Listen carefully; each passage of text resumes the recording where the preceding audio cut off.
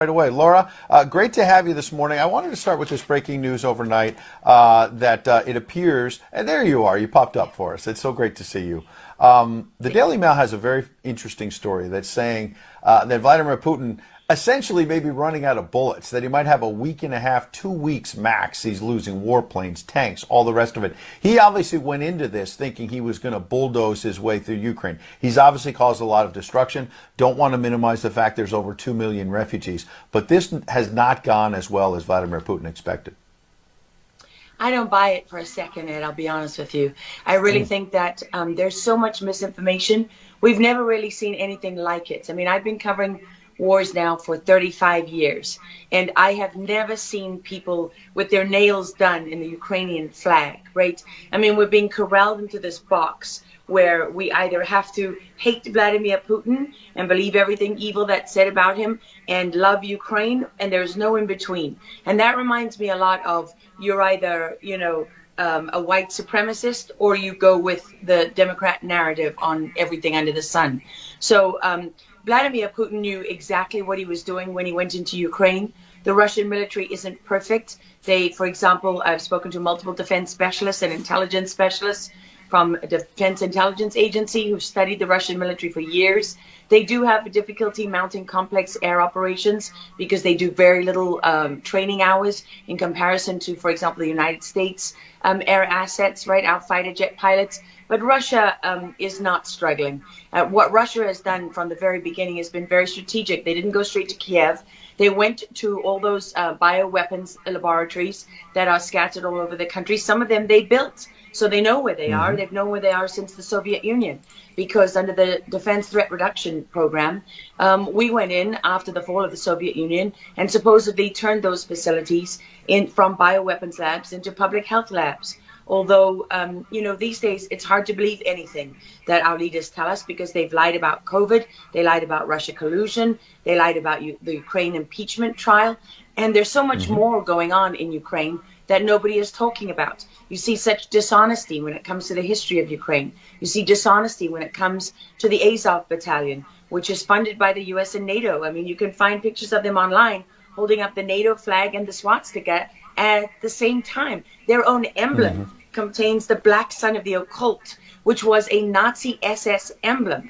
And it also contains the sideways, lightning insignia of the SS. I mean, this is on throughout the Ukrainian military. You can see that black sun of the occult on their body armor, even on the female soldiers who are paraded in front of the world as being, such an example of Ukraine's independence and spirit and nobility. Even they are wearing the black sun of the occult.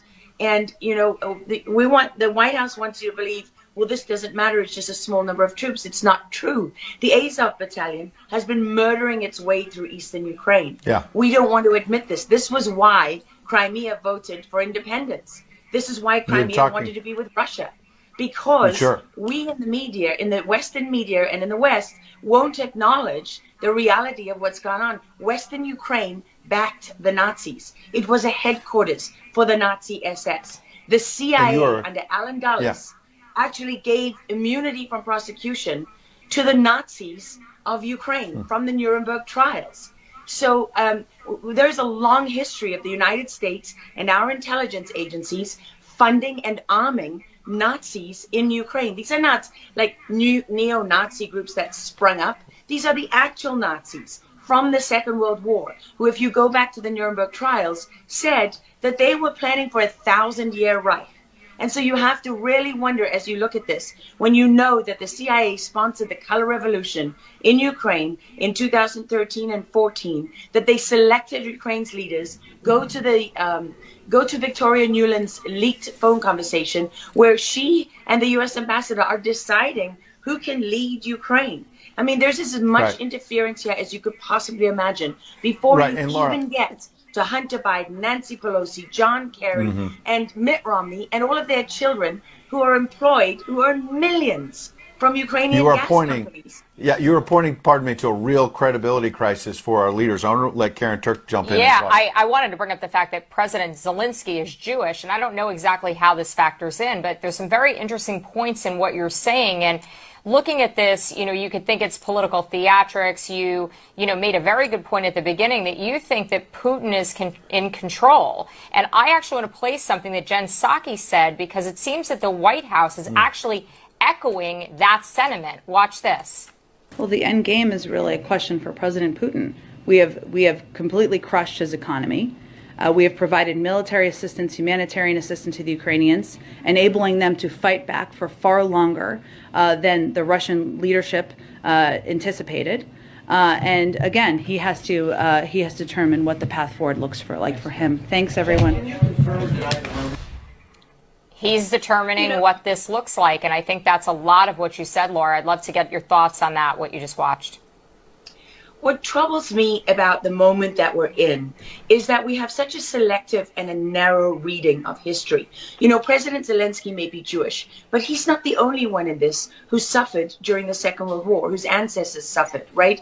I mean, look at Putin. How many relatives did he lose in the siege of St. Petersburg?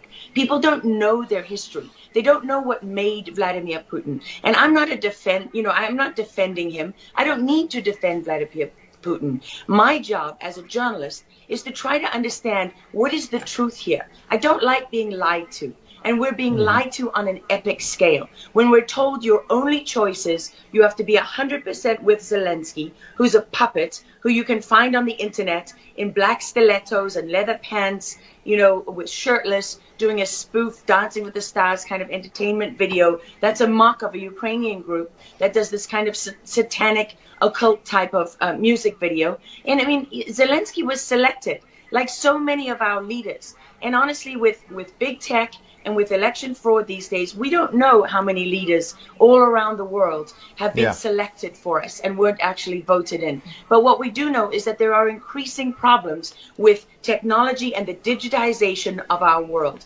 Because look at what's happening with COVID. Look at what has happened globally. We are fighting the same battles all over the world. To pretend that this war is about Russia and Ukraine is just a barefaced lie.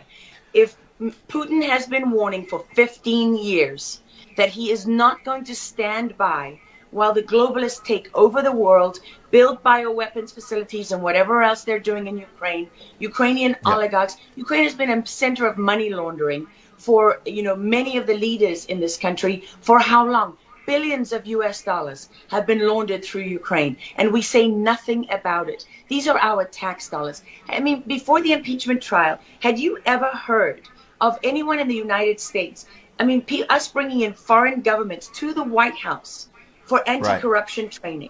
I mean, does nobody question these things? Why do we not question them? We have an idiot like Lieutenant Colonel Vindman, who goes at the impeachment trial and sits there as a lieutenant colonel. He didn't even make colonel.